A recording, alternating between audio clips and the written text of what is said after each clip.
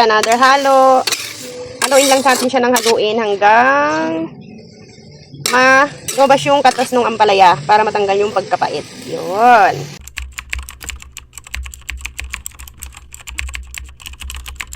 Hello, kakabsat! Tata! Magluto tayo, Ba't ako nag-Ilocano?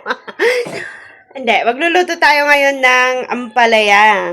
Ituturo ko sa inyo kung paano ako magluto ng ampalaya na hindi maalat, Diyos.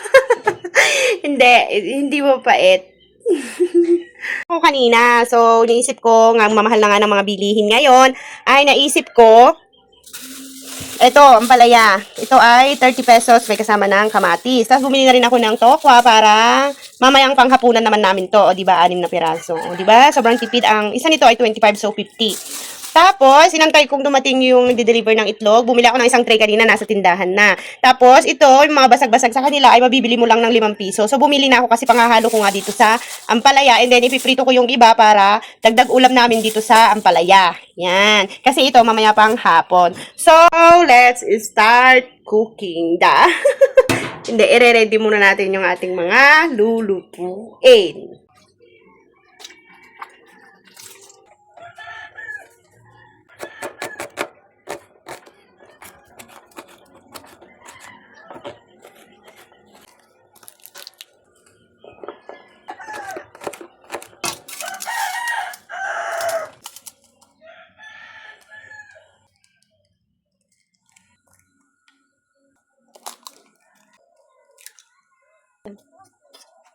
Nadurog na, oh.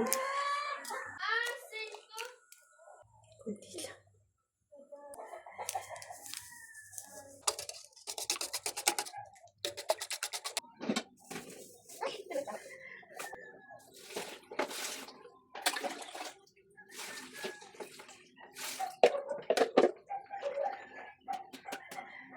Oh, dito lang pala ako nagloloto sa dikahoy. Okay. Gasol. Sa mahal na ngayon ng gasol, ay magkahoy na lang po tayo. Akong stock. O, tanya. Marami akong stock dyan. Yun pa, oh. Diba? Nahin ko pala yung itlog, ha. Iluluto ko muna yung kalahati ng itlog. Kasi masyadong madami pag ilalagay natin lahat doon sa ampalaya.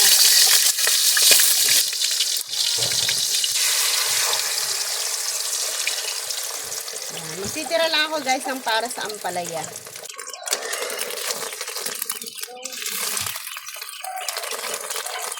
Yan, ganyan lang ako magluto, guys, ng itlog na buo na hindi mo na kailangang bali-balik tarin.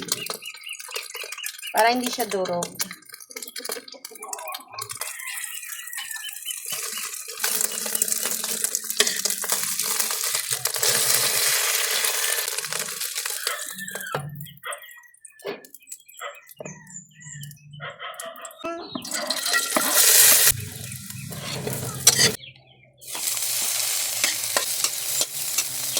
Ilalagay na natin itong ampalaya.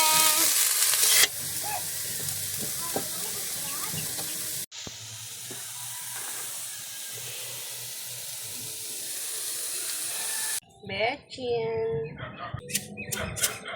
Konting salt. Okay, another halo. Haluin lang natin siya ng haluin hanggang lumabas yung katas ng ampalaya para matanggal yung pagkapait. Yun. Okay, another halo. Kaso nung apoy, guys. Palalabasin kasi natin yung katas niya. Yan, guys. Kung ganyan na, tuyo na, at alam mo lantang-lanta na yung ampalaya, matanggal na yung katas niyan. Kaya, luto na yan. Lagyan na natin yung itlog.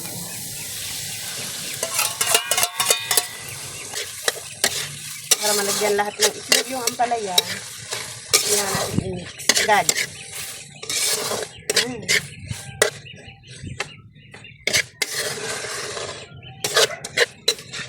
Oh, sarap na, guys.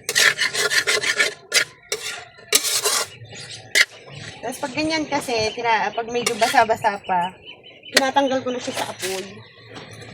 Yan. Wala kasi akong basahan.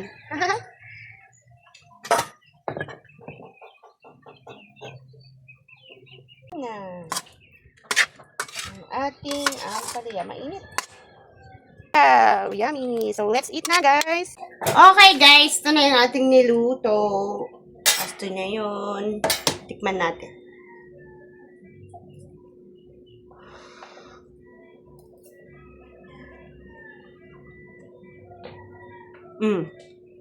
Mahang kapait-pait. Harap.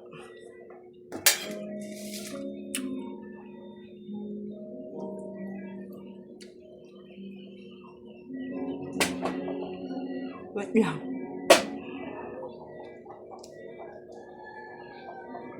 Yap. Yan, pa-like and subscribe po na ating channel. Thank you so much. Bye-bye.